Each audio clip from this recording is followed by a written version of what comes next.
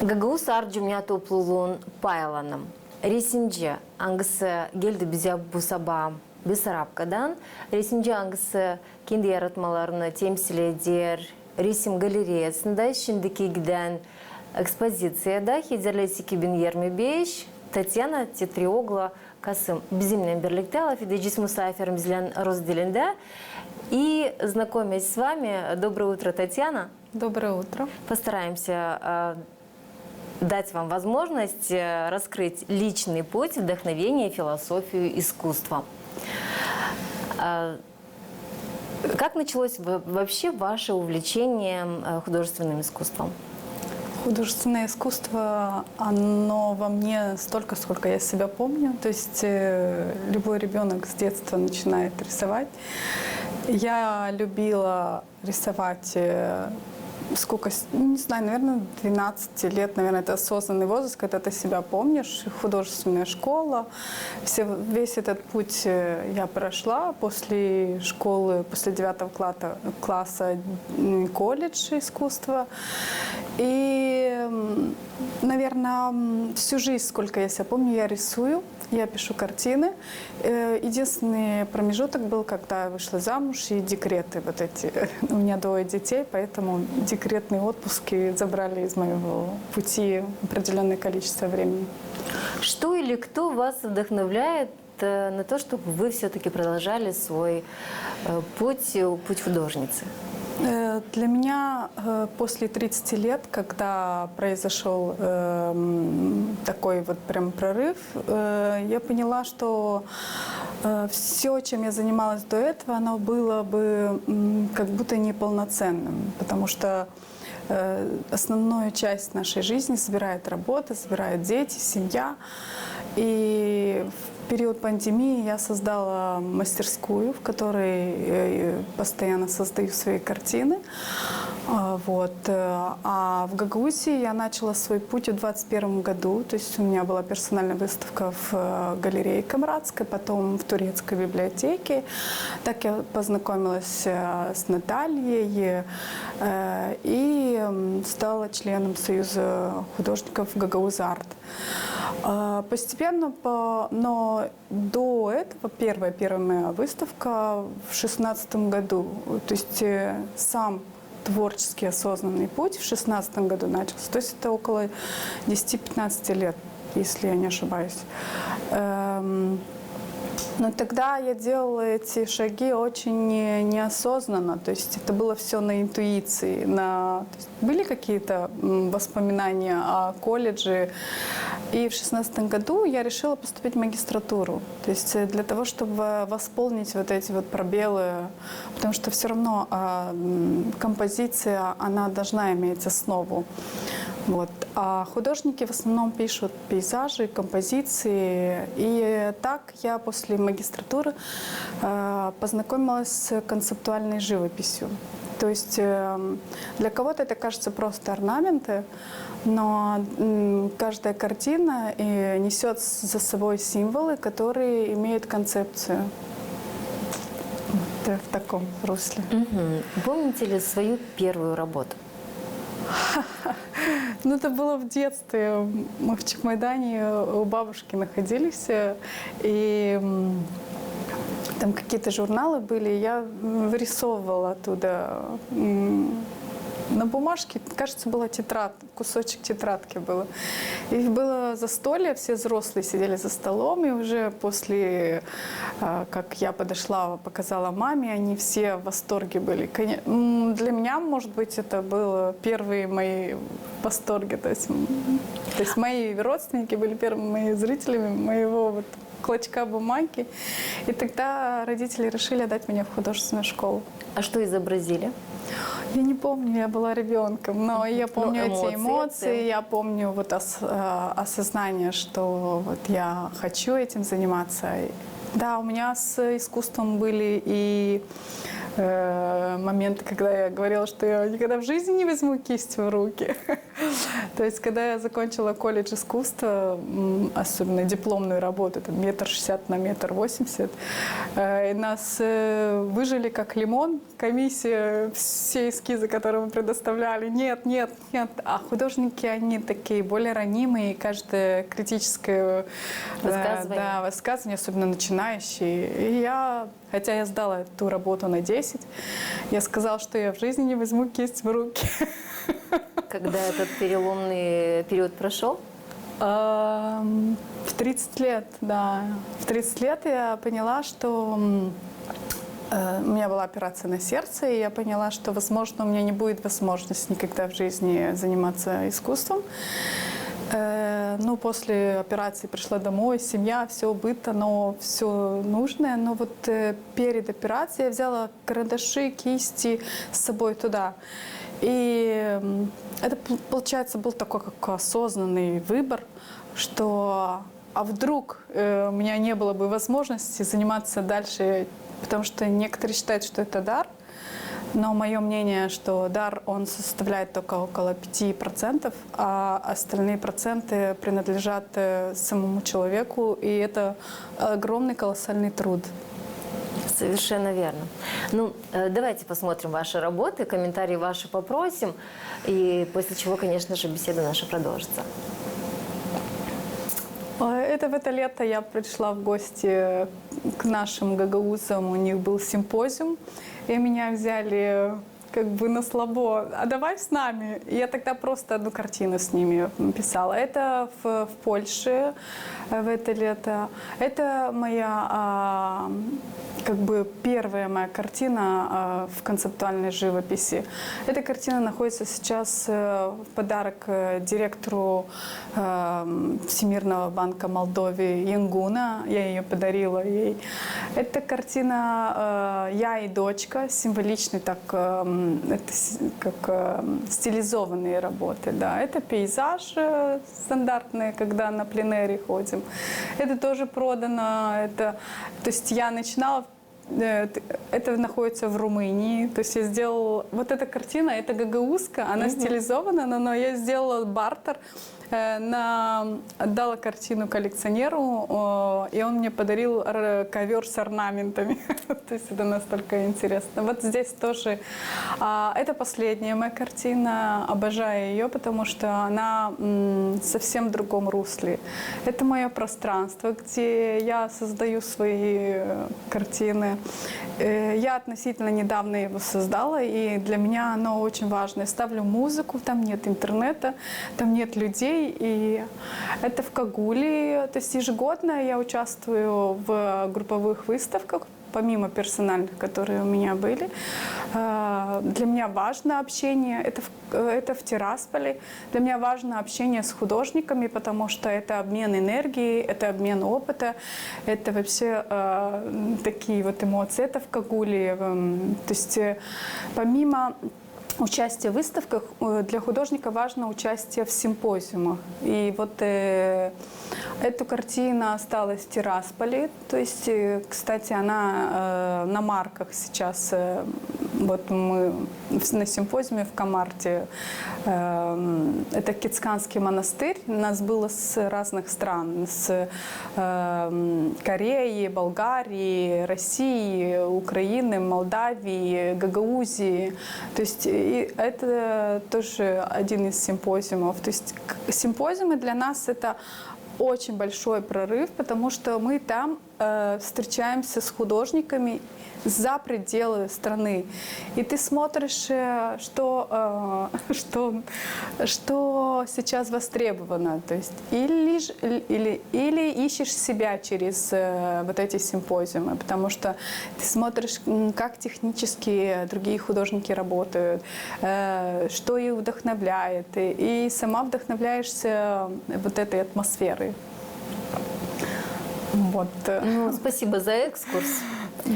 Да. И вашу мастерскую, и ваши работы посмотрели, которых нет сегодня в картинной галерее на выставке «Хизерлес 2025». И тем не менее, одна из тех работ, о которой вы рассказали, портрет бабушки с дедушкой в черно-белом цвете. работа на самом деле впечатлила, как сказала одна из гостей экспозиции, что каждый человек, когда находится в выставочном зале, видит все работы, но на какой-то взгляд все-таки останавливается. Наверное, все-таки это связь с прошлым, с будущим. Фотография бабушки с дедушкой, которую вы запечатлели, если об этой работе побольше рассказать. Историю какую имеет. Эта работа называется «Белые пятна памяти». Основы этой работы лежит все-таки воспоминания своих бабушкой с дедушкой.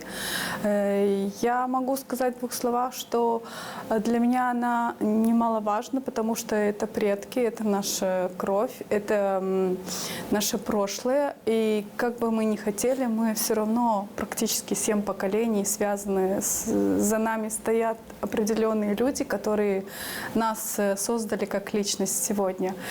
И история этой фотографии интересна. Вот прям рамка, она такая огромная, она такая большая.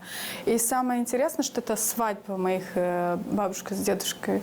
Дом продан с Чекмедана, и уже давно достаточно продан. И как-то пару лет назад я попросила родителей, чтобы мы заехали, посмотрели. Просто, вспомнить детство или вспомнить вот моменты, где мы гуляли в детстве. И оказалось, что дом в очень плачевном состоянии. К сожалению, на данный момент у нас все села в таком состоянии, очень много заброшенных домов, но для меня дома, они полны историй, потому что в них есть орнаменты, в них есть душа, и наши прадеды, они через орнаменты говорили нам о чем-то, рассказывали нам о многом. И вышла соседка с вот этой рамкой, и еще одна рамка пустая. То есть вот эта рамка была, она говорит, вот, заберите, потому что эти хозяева выбросили на мусор. То есть она помнит бабушку с дедушкой, она с ними общалась, и так попала эта картина ко мне в руки. И она ждала своей участи у меня в мастерской несколько лет. Вот. И не знаю, как-то вообще путь художника, он непредсказуем, потому что вдохновение, оно приходит всегда по-разному. И на Пасху мертвых, как обычно, мы после кладбища пришли домой с родственниками, общались, и отец достал альбом и начал пересказывать свою молодость, показывать свои фотографии. И тут достал такую рваную фотографию, где свадьба, а раньше вот свадьбы по 2-3 пары делали. Вот бабушка с дедушкой вот в этих, если вы видели, у деда там бундица, у бабушки вот эти вот манисты, кажется, да. Я так и не поняла, как эта фото создана и что у нее на голове, но для меня больше образ. Я почему оставила эту рамку белую? Потому что оно как воспоминание, вроде бы их и нет уже в живых, но и я попробовала передать больше эмоций, чем реализм какой-то. Если вы заметили, у меня там все в таких синих тонах, чисто художественные. Это и не гризаль, но и не живопись. То есть, потому что там оттенки такие малые, очень мало цвета. Хотела просто, чтобы все внимание было на фотографии из прошлого. Татьяна, а так вот если взять, что хотите вообще донести до зрителя через свое искусство, через свою технику? Наверное, то есть это будет спонтанный ответ, потому что я сама еще в поисках, я не знаю, куда меня ведет путь. У нас у всех есть какие-то очень много академических работ, да, тут акварели, стандартные, то, чего нас научили. Но бывают моменты, когда такие картины авторские, они рождаются очень редко. То есть ты видишь, что ты их не повторишь. То есть даже если я попробую копию создать, она не будет идентична. И я хочу через свое творчество пробудить эмоции, чувства у людей. Не показать просто фотографию, потому что фотографии море, да, сейчас есть цифровые всякие фотографии. Это уже отдельный вид искусства. Но одним словом можно сказать, что через прошлое хочу показать зрителю, что мы существуем сейчас благодаря нашим предкам. Насколько ваши работы не автобиографичны? Нет, все работы биографичные. И каждый имеет свою историю. Они не имеют свою историю, они имеют свои эмоции, они имеют свои переживания, они имеют свои какие-то искры, потому что мы живые люди, а мы не роботы, которые создаем. Кстати, одна из самых моих принципиальных вещей — я не работаю на заказ. Потому что заказ это предполагает определенные требования, определенные сроки, определенные какие-то высказывания. А я от этого закрылась полностью.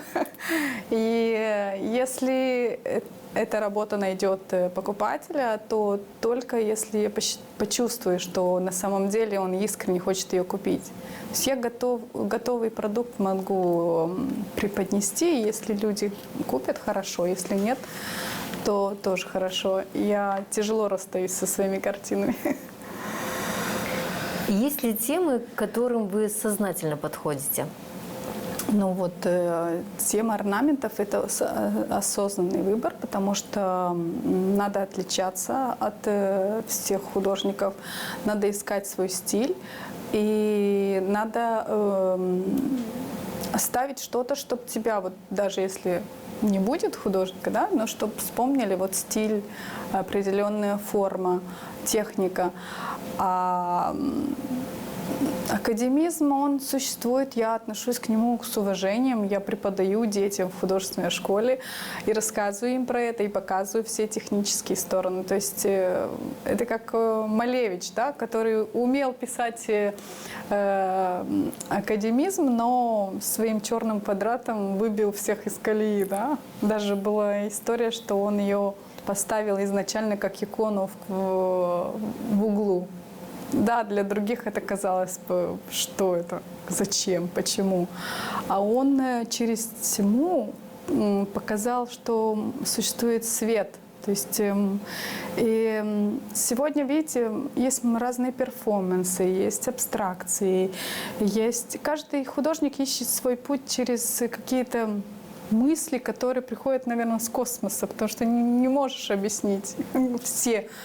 Происхождение всех картин нереально объяснять. То есть вот я так могу сказать. Кроме, конечно, пейзажа, который ты пишешь на пленэре. Да. А когда вы пишете картины? Как пишете? Каждая картина появляется по-разному. Иногда вот на симпозиумах там обычно либо пленэры, либо в мастерских, либо...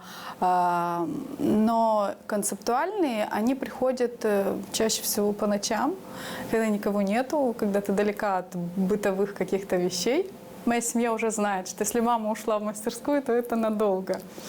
И очень важно, что мастерская не находится в том пространстве, где ты живешь.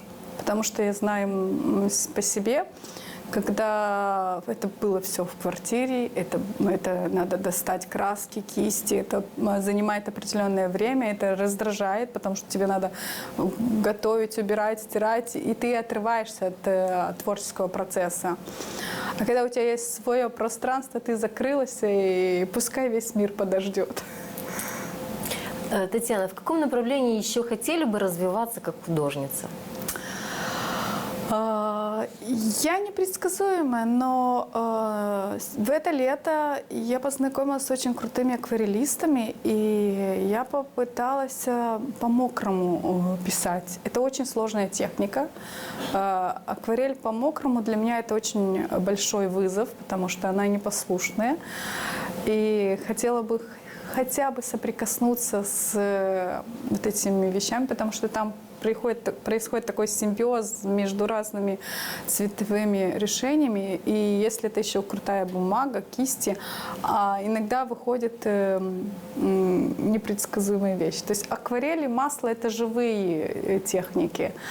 Акрил я пыталась, мне нравится он. Я пыталась абстракции акрилом делать, но он очень быстро высыхает, и мне не хватает в нем живости. То есть он, когда вот эти заливки или что-то, оно есть на тот момент. А потом, когда он высыхает, либо надо покрывать лаком, либо еще, то есть, не знаю. Но вот для меня масло и акварель, это вот я прям чувствую, что это мое.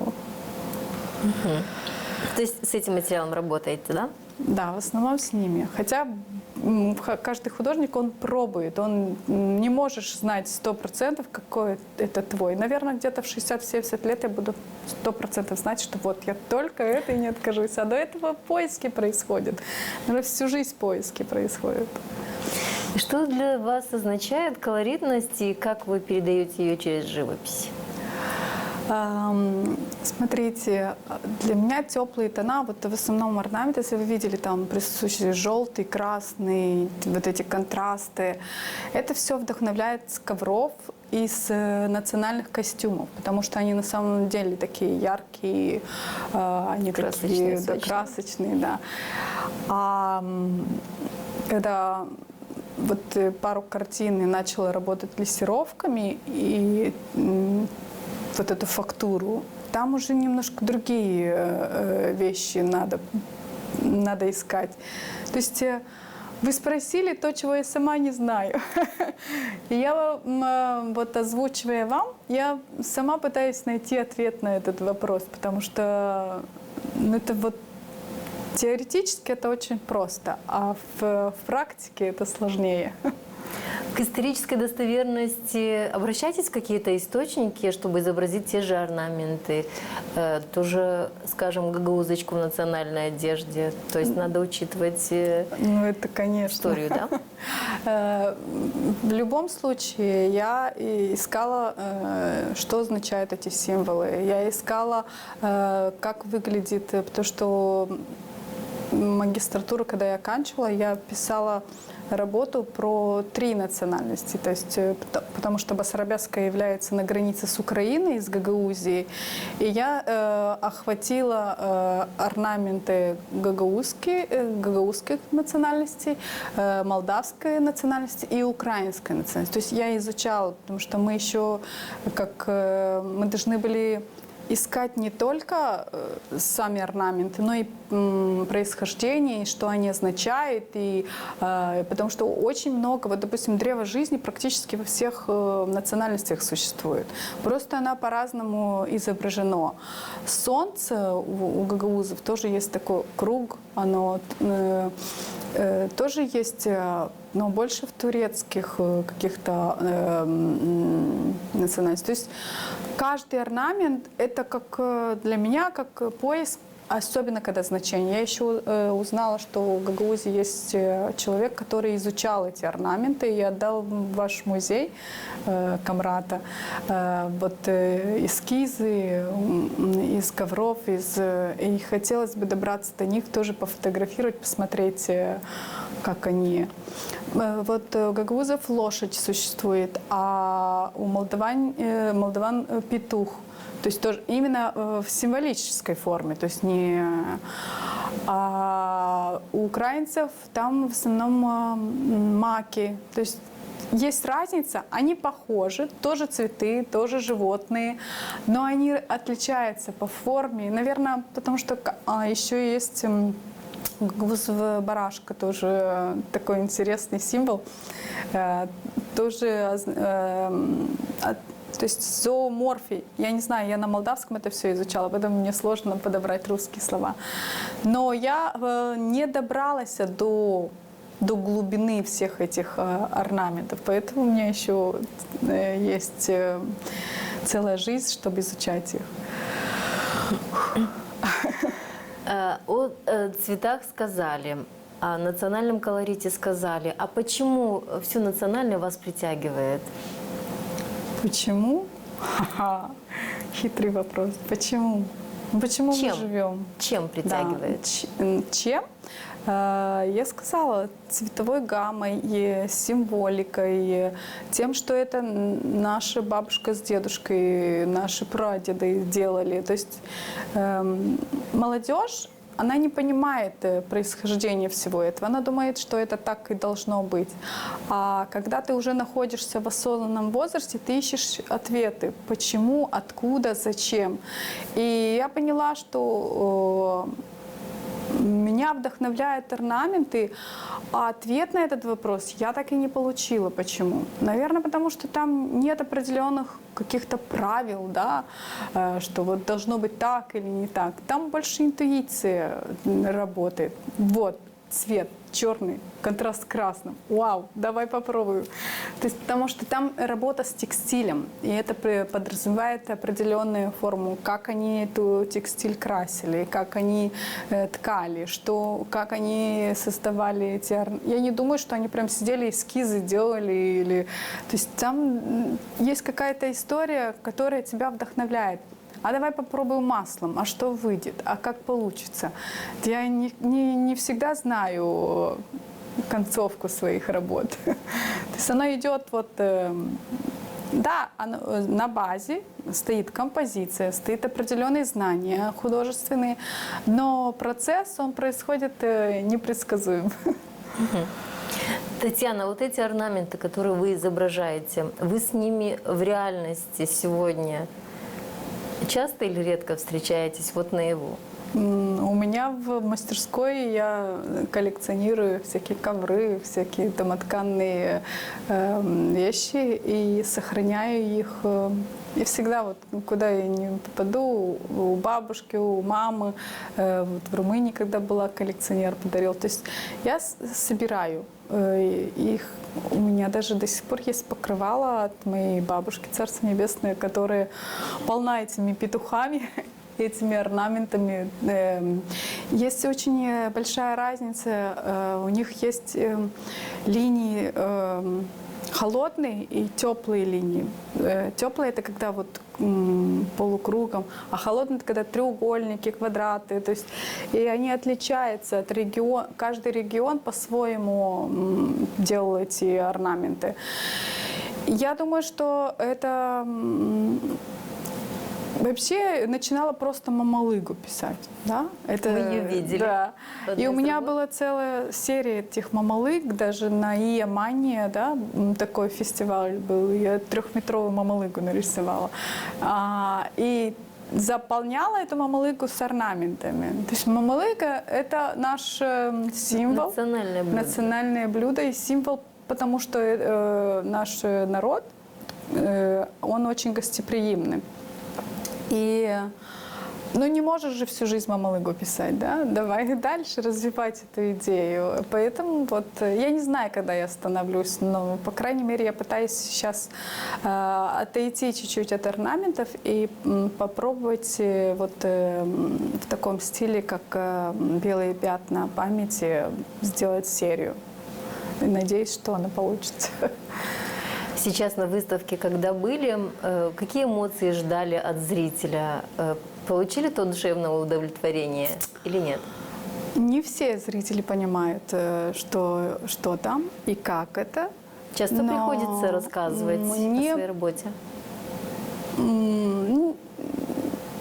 Не знаю, как вам объяснить. Я не успела понять, потому что только началось мероприятие, ко мне подошли, спросили, кажется, с Молдовы девушка подошла. И я вижу по глазам, когда человек искренний. То есть, если это человеку интересно, я могу рассказывать. Если я вижу, что это просто для формальности спросили, я стараюсь избегать глубоких ответов. То есть так вот происходит. Но чувствуешь человека очень, очень хорошо. И не надо никому ничего объяснять. Нравится — пожалуйста. Не нравится — я не объясняю, почему, зачем. Я могу допускать, что мое творчество может не нравиться всем. И это нормально. У всех разные вкусы, у всех разный уровень понимания творчества. Проекты или выставки, которые планируете на ближайшее время, может, даже на этот год? Есть ли уже? Конечно, есть приглашение, есть. Опять же, в Тирасполь еду сейчас, потом в Кагул, в Румынию. Есть очень много приглашений, но отпуск, он длится только 3 месяца. И я скучаю по всем девчонкам, с которыми знакомлюсь, с художниками, которым... то есть мы как семья, мы друг друга видим издалека, и мы вот эти вот... Потому что, вы понимаете, в сегодняшних реалиях художники не могут жить за счет только творчества, поэтому они все педагоги, они все преподают. И для нас отпуск – это симпозиумы, это встречи и обмен вот этих всех эмоций. И рассказываем друг другу, как наш год прошел, что мы каникул ждем больше, наверное, чем дети, чтобы встретиться с нашими коллегами по кисти. И отдохнуть, и набраться эмоций, впечатлений. Да. Симпозиумы, они происходят, знаете, в какой форме? То есть тебя приглашают, ты должен оставить там 2 работы, потому что за счет этих работ тебя там кормят, тебе предоставляют жилье. И поэтому ты хочешь не хочешь работаешь. Но есть некоторые художники, которые запасаются с дому, с мастерской, приносят готовые работы, а там оставляют себе место для общения, для экскурсий, для изучения всяких мест, потому что мы ищем вдохновение. Там, были на стекольном заводе, там, или у нас в Молдавии есть Орхею-Вейк, там еще какие-то красивые места, где они вдохновляют для новых картин. Да. Вот. Ну что, желаю вам незабываемо провести ваши каникулы летние, набраться, конечно, и опыта, и вдохновения для того, чтобы свое искусство, свое творчество продолжить. Спасибо вам большое. С большим воодушевлением. Спасибо, Татьяна. Вместе с нами этим утром была художница Татьяна Титриогла-Касым. Гостью провожаем, а программа продолжается.